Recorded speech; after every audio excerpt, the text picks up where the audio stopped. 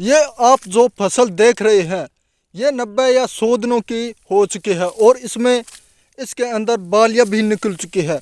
तो बालियाँ निकलने की स्टेज के बाद हमको कौन सी सपनी चाहिए ताकि जो हमारा उत्पादन होगा वो पिछले साल की अपेक्षा ज़्यादा निकल सके।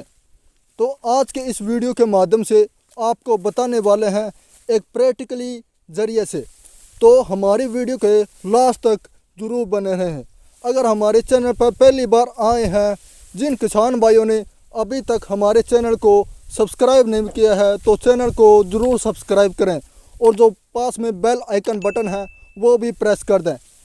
किसान भाइयों, तो सबसे पहले अपन लोग बात कर लेते हैं ये स्टेज इतनी महत्वपूर्ण क्यों है। तो सबसे पहले इन्हीं के बारे में चर्चा कर लेते हैं, क्योंकि यहीं पर हम मार खाते हैं। इतनी मेहनत करने के बाद जब लास्ट तक आते आते हम अपनी मेहनत को पानी फेर देते हैं। इसी स्टेज पर हम ध्यान नहीं देते और इसी करके जो हमारा उत्पादन है वो कम रह जाता है। तो आज के इस वीडियो के ज़रिए से हम आपको बताने वाले हैं इस स्टेज पर हमको करना क्या है। तो पहली बात किसान भाइयों, आपको स्प्रे करनी है और उस स्प्रे का नाम है NPK 0050। इसमें 0% नाइट्रोजन होती है और 0% फॉस्फोरस होती है और 50% पोटास होती है। तो इसका काम क्या होता है, अब काम के बाद सुन लो दोस्तों। अगर आप कोई भी काम करते हो उसके काम के बारे में जानने के बिना ही आप काम करते हो, वो वैसे ही आपका काम खराब हो जाता है। तो उसका काम सुन लीजिएगा दोस्तों। तो दोस्तों ये काम क्या करता है, जब हमारी दूध अवस्था पर है, जब हमारी बालियाँ आती है तो इस टाइम पर हम ये स्प्रे करते हैं। तो जो हमारी बालियाँ होगी वो सबसे बेहतरीन तरीके होकर चलेगी, क्योंकि दोस्तों इस टाइम पर हमको सबसे ज़्यादा ज़रूरत होती है वो होती है पोटास की। और जो इसमें दाने बनते हैं, दूध बढ़ता है, तो वो बहुत ज़्यादा दूध भरेगा और दूध ज़्यादा बढ़ने के बाद ये हमारा जो दाना होगा वो सबसे मोटा बनेगा और चमकदार बनेगा और भारी वजन से बनेगा।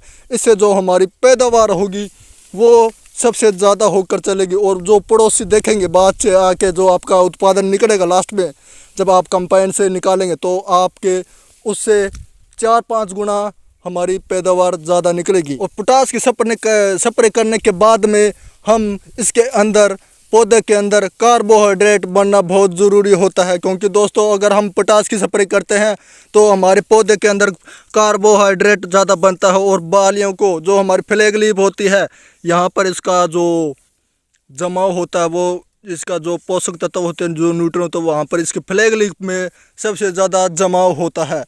क्योंकि हमारी जो प्रक्रिया होती है, ये अपना भोजन है वो खुद बनाती है और ज़्यादा से ज़्यादा ये फ्लैग लीफ होती है, ये सबसे ज़्यादा ग्रहण करती है।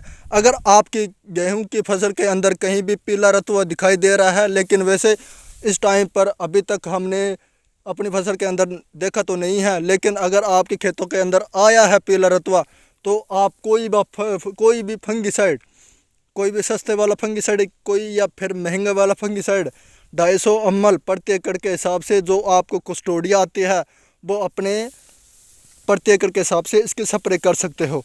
तीसरी बात किसान भाइयों आपको ध्यान में रखनी है दोस्तों, वो है आप अपने खेतों के अंदर इस टाइम पर नमी बना के रखनी है। क्योंकि नमी होगी ना अपने खेतों के अंदर, जो भी हम शुरुआती अवस्था में न्यूट्रिएंट या फर्टिलाइज़र डालते हैं वो अपनी जो जड़ें होती है वो न्यूट्रिएंट को अपटेक करेगी और हमारी बालियों तक पहुंचाएगी। दोस्तों ये चीज़ आपको ध्यान रखनी है।